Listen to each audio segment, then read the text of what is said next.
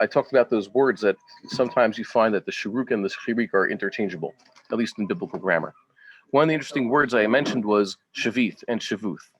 Sometimes it's spelled shavith and pronounced that way, and sometimes it's spelled shavuth and pronounced that way. And many times it's actually a mix of both. It's kri shavith and written shavuth, or vice versa. And you can look at the concordance, there's actually quite a few examples. It's like the most interchangeable word there. It has no consistency. And I also mentioned that in that word, the tuf is not part of the shoresh. Now, there are some words, some rare Hebrew roots that actually have a tuf at the end of the shoresh, and a lot of verbs like that. Okay, like 5 verbs, I think. What's more common is that you have a 3-letter shoresh where the last letter of the verb, the last letter of the shoresh is a silent yud or a silent hey, or in some conjugations a tuf. So, for example, seeing, riyah.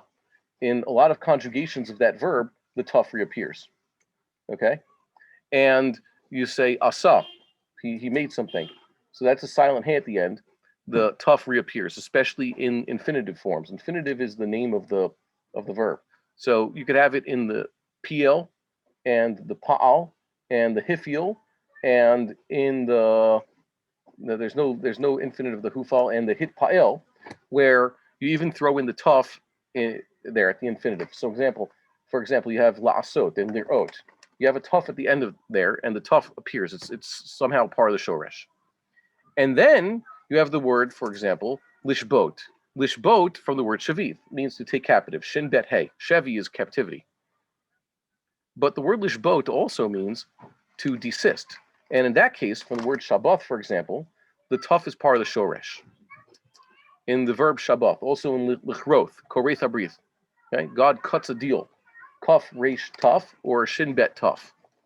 And the infinitive looks exactly the same.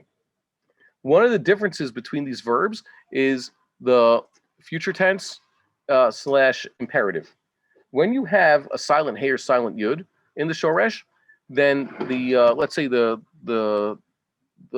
singular masculine infinitive has just, let's say, re. For example, to build, to see is re'eh. To do is aseh. To build is b'nei, the imperative. And the future tense has a segol and a silent hey. Tivneh, tir'eh, ta'aseh. Okay. But when you have, or if you want to take captive, it would be tishbeh, take captivity. Sheveh shev yacha ben avi noam. The infinitive of take captivity is sheveh. Shin bet hey, that's in, for example, Judges 5, we have that example.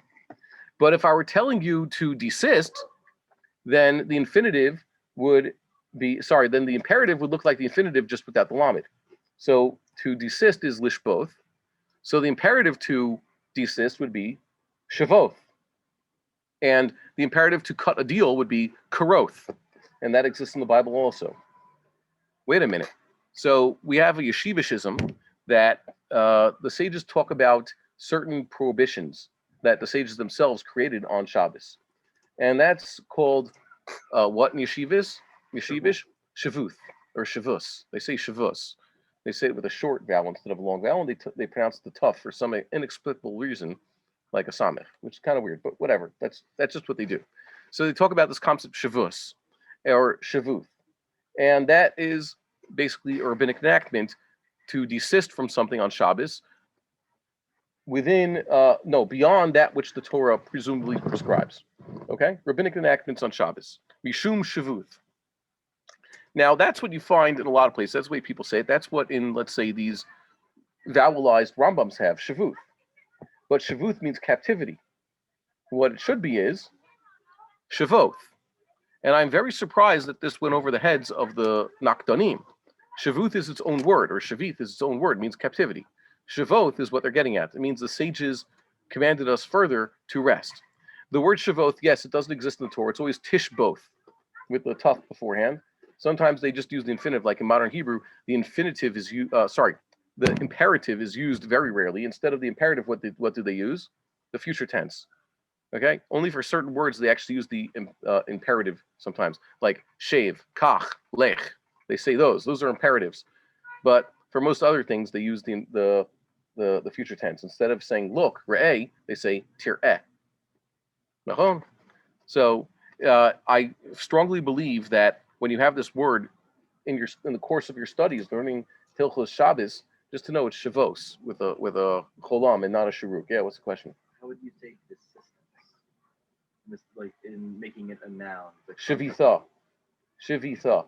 Okay, so like isn't a strike. Then it should even be that. Well, Shiviyah or Chevy, Okay.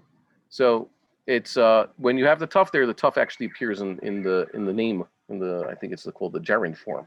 Okay. I might be mistaken. The point is that you should pronounce this word with cholam and not a shuruk when you're learning Hilchos Shabbos, yeah? I think these have it correctly. Do these have it correctly? With Shvoth?